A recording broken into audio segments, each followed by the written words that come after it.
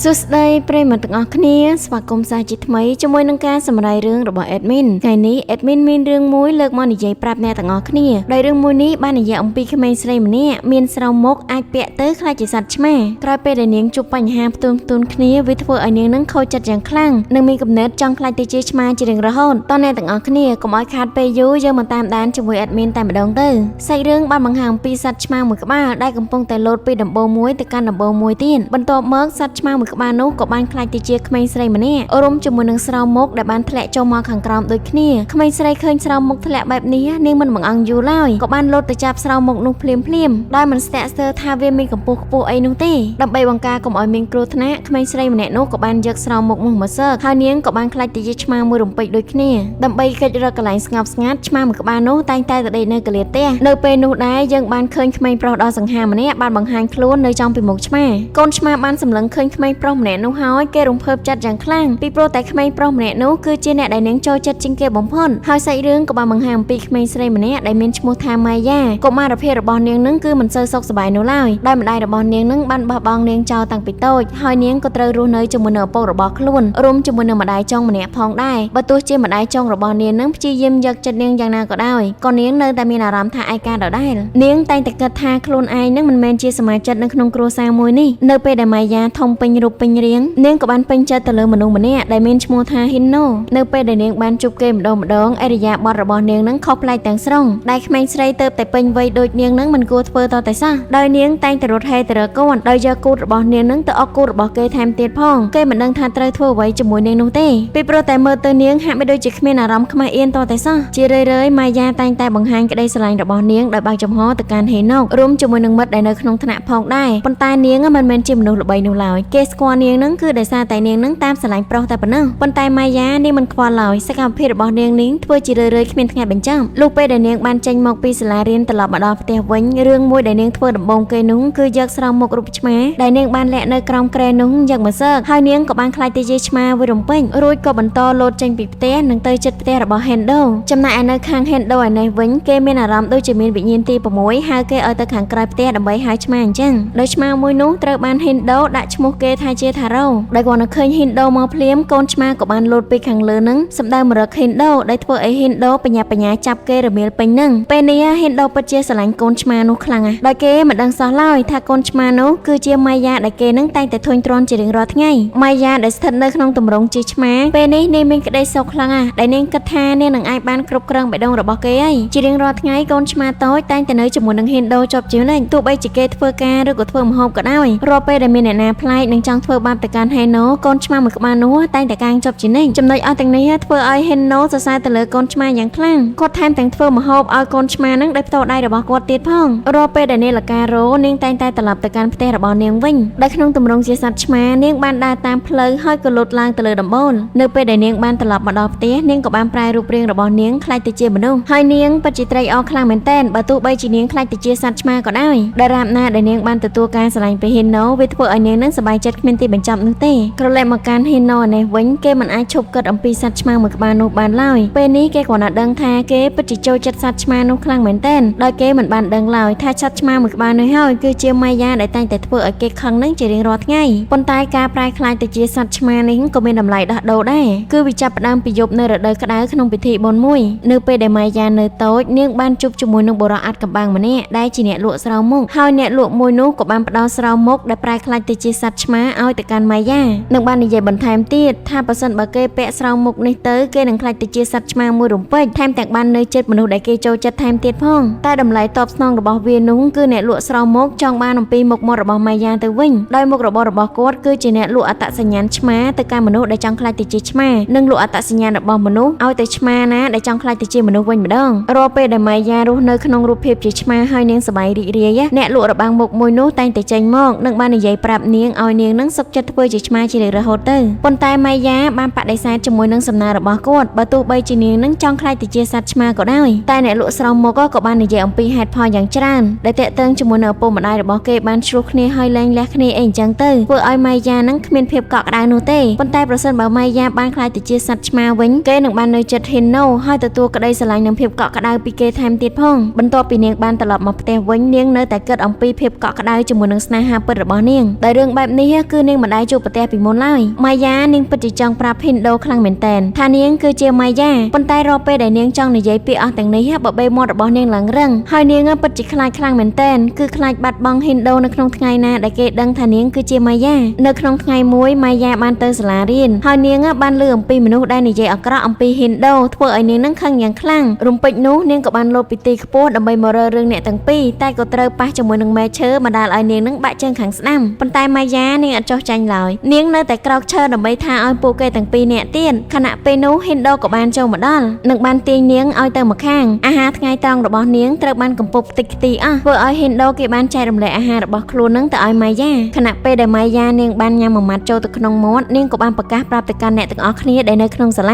ាថាម្ហូបរបស់ Hindo នឹងពិតជាឆ្ងាញ់ខ្លាំងមែនទែនឃើញបែបនេះ Hindo គេពិតជាអស់សង្ឃឹមខ្លាំងមែនទែនជាមួយនឹងរឿងមួយនេះនៅពេលដែលម៉ាយ៉ាបានដើរកាត់ពីមុខរបស់គាត់មានអារម្មណ៍ថាដូចជាមានក្លិនអ្វីម្យ៉ាងដែលគាត់នឹងធ្លាប់ស្គាល់នៅពេលដែលម៉ាយ៉ានាងបានត្រឡប់មកដល់ផ្ទះវិញនាងពិតជាសប្បាយចិត្តខ្លាំងមែនទែនដោយនាងបានរាំផងលោតផងពីព្រោះតែពេលនេះនាងកំពុងតែឆ្លុះវង្វេងជាមួយនឹងការមើលថែថ្មីថ្មោងអំពី Hindo ដោយពេលនេះមើលទៅម៉ាយ៉ាគេហាក់ដូចជាមានក្តីសង្ឃឹមបន្តិចនៅក្នុងជីវិតរបស់គេឯងក្រោយមកនាងក៏បានប្រែក្លាយទៅជាឆ្មាដើម្បីទៅកាន់ផ្ទះរបស់ Hindo ប៉ុន្តែថ្ងៃនេះ Hindo គឺអត់បាននៅក្នុងបន្ទប់របស់គាត់ឡើយវាប្រែថាគ្រួសាររបស់ Hindo ទាំងមូលពឹងផ្អែកទៅលើរបរធ្វើស្នូលរបស់ជីតាខ្លួននឹងដើម្បីរកប្រាក់ចំណូលហើយឥឡូវនេះលោកតារបស់គាត់ចាស់ហើយដូច្នេះប្រាក់ចំណូលដែលចូលក្នុងផ្ទះក៏បានតិចដូចគ្នាក្នុងនាមគាត់គឺជាកូនច្បងនៃគ្រួសារគាត់ត្រូវតែខ្វាយខ្វល់អំពីរឿងមួយនេះបើទោះបីជាគ្រួសាររបស់គាត់នឹងប្រាប់កុំឲ្យគាត់បារម្ភក៏ដោយក្រោយពេលដែលគាត់បានត្រឡប់មកពីសាលារៀនគឺគាត់បានជួយធ្វើការងារលោកតារបស់គាត់តែអ្វីដែលគេអាចធ្វើបានហើយនេះគឺជាមូលហេតុដែលគេនឹងតែងតែចូលគេងនៅយប់ជ្រៅ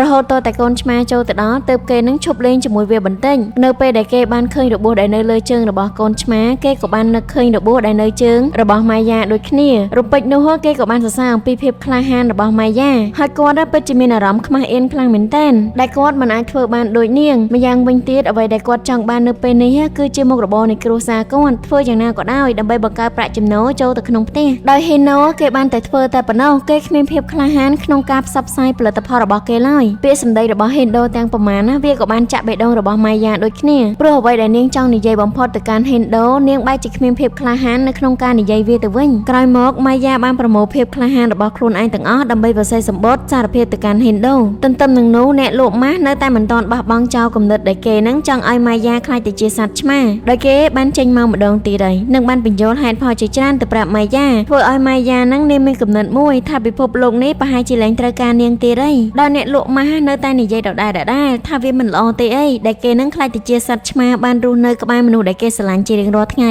លុះថ្ងៃបន្ទាប់ម៉ាយ៉ាក៏បានយកសម្បត្តិដែលនាងខិតខំទៅសេពេញមួយយប់នឹងទៅឲ្យ Hindo ដែលនៅក្នុងនោះបាននិយាយអំពីសេចក្តីស្នេហារបស់នាងនឹងមានទៅកាន់ Hindo តែភ្លាមនោះក៏ត្រូវបានក្មេងប្រុសពីរនាក់ឆក់យកសម្បត្តិមួយនោះចេញពីដៃរបស់នាងនិងបានអានវាលឺនៅក្នុងថ្នាក់ធ្វើឲ្យម៉ាយ៉ានឹងនាងខឹងយ៉ាងខ្លាំងក៏ប៉ុន្តែនាងនៅតែមិនអាចបញ្ឈប់ពីរនាក់នោះបានរហូតដល់ Hindo គេបានដើរមកដោយទឹកមុខមិនសប្បាយចិត្តរួចក៏បានយកកដាស់មួយនោះត្រឡប់មកវិញដោយមើលមុខរបស់ Hindo គេពិតជាអាម៉ាស់ខ្លាំងមែនទែនពេលនេះគេពិតជាខឹងស្អប់ជាមួយនឹងម៉ាយ៉ាខ្លាំងណាស់ក្រោយមកមិត្តសម្លាញ់របស់ម៉ាយ៉ាដែលមានឈ្មោះថាយូរីនាងឃើញអំពីការខិតខំប្រឹងប្រែងរបស់ម៉ាយ៉ាជាច្រើនដងជាច្រើនលើកតែក៏ត្រូវបានខាងប្រុសនឹងបដិសេធរហូតទើបនាងនឹងដាច់ចិត្តបញ្យល់ទៅប្រាប់ម៉ាយ៉ាថាឲ្យគេនឹងឈប់តាម Hindo ទៀតទៅប៉ុន្តែម៉ាយ៉ានាងមិនព្រមចុះចាញ់នោះឡើយបើទោះបីជាឥឡូវនេះនាងមានភាពឈឺចាប់ក៏ដោយនាងនៅតែបន្តស្នាមញញឹមរបស់នាងជានិច្ចប៉ុន្តែនៅពេលដែលនាងបានត្រឡប់មកដល់ផ្ទះវិញនាងតែងតែយំម្នាក់ឯងនៅក្នុងបន្ទប់នៅពេលដែលម្ដាយចុងនាងបានឃើញនាងបែបនេះគាត់ក៏បានទៅរកនាងតែវាធ្វើឲ្យនាងនឹងមានអារម្មណ៍យ៉ាប់ខ្លាំងលើសដើមដោយគិតថានៅក្នុងផ្ទះនេះគ្មានអ្នកណាគេត្រូវការនាងឡើយបើទោះបីជានាងសប្បាយចិត្តឬក៏អន់ចិត្តយ៉ាងណាក៏ដោយក៏គ្មានអ្នកណាខ្វល់នោះដែរក្រោយមកនាងក៏បានចាប់យករបាំងមុខឆ្មារបស់នាងបន្តរត់ចាក់ចេញពីផ្ទះដោយម៉ាយ៉ានាងបាក់ទឹកចិត្តខ្លាំងមែនទែនគិតថាគ្រួសារលែងត្រូវការនាងទៀតហើយដូច្នេះហើយគេក៏បានឈប់ខ្វល់ឈប់គិតអំពីរឿងគ្រួសារនេះបន្តទៀតអ្វីដែលធ្វើឲ្យនាងខកចិត្តនិងខូចចិត្តខ្លាំងបំផុតនោះគឺនាងមិនយល់សោះឡើយហេតុអ្វីបានជា Hindo នឹងស្អប់នាងខ្លាំងដល់ថ្នាក់ហ្នឹងរួចគំនិតមួយក៏បានផុសនៅលើខួរក្បាលរបស់នាងថាប្រសិនបើនាងនឹងខ្លាចទៅជាសត្វឆ្មានោះវានឹងប្រសើរជាងពេលដែលនាងធ្វើជាមនុស្សគឺនាងមិនចាំបាច់ក្រោកពីព្រលឹមដើម្បីទៅសាលារៀនមិនចាំបាច់អៀនខ្មាស់និងផ្គប់ផ្គុំចិត្តរបស់អ្នកដទៃអ្វីដែលសំខាន់នោះគឺ Hindo ពេញចិត្តនាងនៅពេលដែលនាងខ្លាចទៅជាសត្វឆ្មាគាត់តែគិតរួចអ្នកលក់ម៉ាស់ក៏បានមកដល់កន្លែងរបស់នាងភ្លាមហើយគាត់នៅតែបន្តលបួងនាងឲ្យខ្លាចទៅជាសត្វឆ្មាជារៀងរហូតរំពេចនោះអារម្មណ៍របស់នាងកំពុងតែវិលវល់ស្រាប់តែមានរបាំងមុខមនុស្សក៏បានធ្លាក់ចេញពីមុខរបស់នាងឃើញបែបនេះអ្នកលក់ម៉ាស់ក៏ចាប់ផ្ដើមចូលទៅយកស្រោ ស្រោមមុខមនុស្សមួយនោះដោយនិយាយថាគាត់មិនអនុញ្ញាតឲ្យនាងនឹងខ្លាចទៅជាមនុស្សម្ដងទៀតឡើយរួចក៏បន្តយកស្រោមមុខមួយនោះចាក់ចេញទៅដោយមុននឹងទៅផុតគាត់ក៏បាននិយាយប្រាប់ទៅកាន់ម៉ៃយ៉ូវិញថាស្រោមមុខមនុស្សមួយនេះវាជ្រុះមកនៅពេលដែលមនុស្សលែងចង់ធ្វើជាមនុស្សទៀតហើយអញ្ចឹងហើយឥឡូវនេះម៉ៃយ៉ានឹងខ្លាចទៅជាឆ្មាជារៀងរហូតលុះត្រាតែនាងនឹងបានពាក់របាំងមុខមនុស្សម្ដងទៀតទើបនាងអាចត្រឡប់មករូបរាងដើមលើបែបនេះម៉ៃយ៉ានាងភ័យតក់ស្លុតខ្លាំងមែនតើពីព្រោះតែនាងនឹងមិនទាន់សម្រេចចិត្តនៅឡើយទេក៏ប៉ុន្តែអ្នកលក់ម៉ាស់អត់បានខ្វល់ជាមួយនឹងសម្ដីរបស់នាងទេរួចគេក៏បានហក់ទៅបានពី3ថ្ងៃក្រោយមកឪពុកម្ដាយរបស់ម៉ៃយ៉ាក៏បានទៅរកនាងនៅសាលារៀនដោយនិយាយថាម៉ៃយ៉ាបានបាត់ខ្លួនចេញពីផ្ទះពី3ថ្ងៃហើយបើទោះបីជាពួកគាត់ខំប្រឹងរកនាងយ៉ាងណាក៏ដោយក៏នៅតែមិនឃើញនាងដដែលយូរីនាងប្រកាសចិត្តថាបញ្ហាដែលម៉ៃយ៉ាបាត់ខ្លួននេះគឺតាក់ទងជាមួយនឹងហេណូហើយនាងពិតជាសោកស្ដាយយ៉ាងខ្លាំងដែលមិនបានបញ្យល់ម៉ៃយ៉ាឲ្យយល់លឿនជាងនេះក្រោយមកយូរីក៏បានបន្ទោសទៅកាន់ហេណូយ៉ាងខ្លាំងថាហេណូពេញចិត្តឲ្យមែនទេដែលឃើញម៉ៃយ៉ាបាត់ខ្លួនដោយសារគេអញ្ចឹងតែតាមការពិតទៅហេណូមិនបានស្អប់ម៉ៃយ៉ាតតែសោះដោយពេលនេះគាត់មានអារម្មណ៍ថាខុសខ្លាំងមែនទែនរួចគេក៏បានចូលរួមរកម៉ៃយ៉ាជាមួយនឹងក្រុមគ្រួសាររបស់នាងកាលមកដល់ម៉ៃយ៉ានេះវិញបន្ទាប់ពីនាងបានចាក់ចេញពីផ្ទះអស់រយៈពេលជាច្រើនថ្ងៃនាងក៏បានត្រឡប់មកវិញដើម្បីមើលស្ថានភាពនៅក្នុងទម្រង់ជាឆ្មាទើបនាងដឹងថាគ្រួសារមួយនេះពិតជាស្រឡាញ់នាងខ្លាំងមែនទែនដោយម្ដាយចុងរបស់នាងឥឡូវនេះកំពុងតែប្រឈមមុខជាមួយនឹងម្ដាយរបស់នាងវាធ្វើឲ្យនាងនឹងសោកស្ដាយខ្លាំងណាស់ប៉ុន្តែអ្វីៗវាបានហួសពេលអស់ទៅហើយរួចនាងក៏បានដើរចេញពីផ្ទះទាំងអស់សង្ឃឹមនៅពេលដែលម៉ៃយ៉ានាងបានត្រឡប់ទៅដល់ផ្ទះហេណូទើបនាងដឹងថាហេណូគេកំពុងតែស្វែងរកនាងដូចគ្នានាងពិតជាសប្បាយចិត្តខ្លាំងណាស់នៅពេលដែលបានឮបែបនេះនិងហក់ទៅលើស្មារបស់គាត់ដើម្បីរកម៉ៃយ៉ាដែលបានបាត់ខ្លួនទៅនៅគ្រប់ទីកន្លែងគាត់មិនបានរកឃើញម៉ៃយ៉ាឡើយដោយធ្វើឲ្យគាត់នឹងមានអារម្មណ៍កាន់តែខុសទ្វេដងបន្ទាប់មកគាត់ក៏បានស្វែងយល់អំពីអត្តចរិតរបស់ម៉ៃយ៉ាកាន់តែខ្លាំងឡើងបើយើងសង្កេតមើលនាងពីក្រៅវាហាក់បីដូចជានាងនឹងគឺជាមនុស្សដែលរញ៉េរញ៉ៃគ្មានច្បាប់ទម្លាប់ក៏ប៉ុន្តែគ្មានអ្នកណាដឹងឡើយថានៅក្នុងចិត្តរបស់នាងមានអាចកម្បាំងជ្រៅប៉ុណ្ណាស្ថិតក្រោមទម្រង់របស់សត្វឆ្មាម៉ៃយ៉ូចាប់ផ្ដើមស្ដាប់បញ្យល់អំពីពាក្យសម្ដីរបស់ហេណូហើយដូច្នេះហើយមានន័យថានាងចាប់ផ្ដើមប្រែក្លាយទៅជាសត្វឆ្មាពិតប្រាកដហើយប៉ុន្មានថ្ងៃក្រោយមកម៉ៃយ៉ាម្នាក់ទៀតក៏បានលេចរូបរាងឡើងមកជំនួសម៉ៃយ៉ាចាស់ហើយយើងមិនបាច់ឆ្ងល់នោះឡើយថាស្រោមមុខរបស់ម៉ៃយ៉ានឹងគឺត្រូវបានធ្លាក់ទៅលើកំណាប់ដៃរបស់អ្នកណាម្នាក់ឯងបន្ទាប់មកនាងក៏បានទៅស្និទ្ធស្នាលជាមួយនឹងក្មេងប្រុសដែលម៉ៃយ៉ាស្រឡាញ់ជាងគេបំផុតហើយនាងក៏បានចុះសម្រុងជាមួយនឹងគ្រួសាររបស់ម៉ៃយ៉ាផងដែរហើយទីបំផុតនាងក៏បានដឹងថាម៉ៃយ៉ាខ្លាំងៗមួយនេះគឺកើតចេញអំពីសត្វឆ្មាដែលនៅជិតម្ដាយចុងរបស់នាងជារៀងរាល់ថ្ងៃដោយម៉ៃយ៉ាខ្លាំងៗនោះមានឈ្មោះជាសត្វឆ្មាថាណាណាកូជារៀងរាល់ថ្ងៃម៉ៃយ៉ាតែងតែទៅជួបជាមួយនឹងណាណាកូដើម្បីទាមទារយកអត្តសញ្ញាណរបស់នាងត្រឡប់មកវិញក៏ប៉ុន្តែណាណាកូនាងអត់ព្រមឲ្យឡើយថែមទាំងប្រាប់ទៅកាន់ម៉ៃយ៉ាបន្ថែមទៀតថាជីវិតរបស់សត្វឆ្មាខ្លីនឹងមិនអាចទៅកន្លែងដែលគេចង់ទៅបានងាយនោះឡើយប៉ុន្តែនៅពេលដែលនាងបានខ្លាចទៅជាមនុស្សអាយុរបស់ម៉ៃយ៉ាពិតប្រាកដក៏បានបែងចែកជាពីរម្ខាងទៅជាមួយនឹងណាណាកូហើយម្ខាងទៀតបានបំបែកទៅឲ្យអ្នកលក់ម៉ាស់នោះវាមានន័យថាម៉ៃយ៉ានឹងមិនអាចខ្លាចទៅជាមនុស្សម្ដងទៀតទេហើយអាយុរបស់នាងក៏បានវិវត្តទៅតាមអាយុរបស់សត្វឆ្មាដែរក្រោយមកម៉ៃយ៉ានាងក៏បានដើរតាមផ្លូវដែលមានតែសត្វឆ្មាប៉ុណ្ណោះដែលអាចមើលឃើញហើយវាក៏បាននាំនាងទៅកាន់រូងភ្នំដែលមានអ្នកលក់ម៉ាស់ក៏បានប្រាប់មកកាន់ម៉ៃយ៉ាវិញថាបន្ទាប់ពីបុណ្យនៃព្រះវិហាររួចម៉ៃយ៉ានឹងខ្លាចទៅជាសត្វឆ្មាជារៀងរហូតហើយគាត់ក៏បានដើរលើអាកាសទៅបាត់ទៅចំណែកឯនៅខាងមុខរបស់ម៉ៃយ៉ាគេក៏បានសង្កេតឃើញមានដើមឈើដ៏ធំមួយនាងបានប្រមូលភាពក្លាហានរបស់នាងទាំងអស់បោះជំហានទៅកាន់ដើមឈើមួយនោះទន្ទឹមនឹងគ្នាផងដែរណាណាកូគេបានដើរសម្ដៅទៅរកហេណូហើយនាងស្រាប់តែបានខ្លាចទៅជាសត្វឆ្មាមួយរំពេញអ្វីដែលសំខាន់សត្វឆ្មាមួយនោះក៏បានប៉មយកស្រោមមុខម៉ៃយ៉ាមកជាមួយផង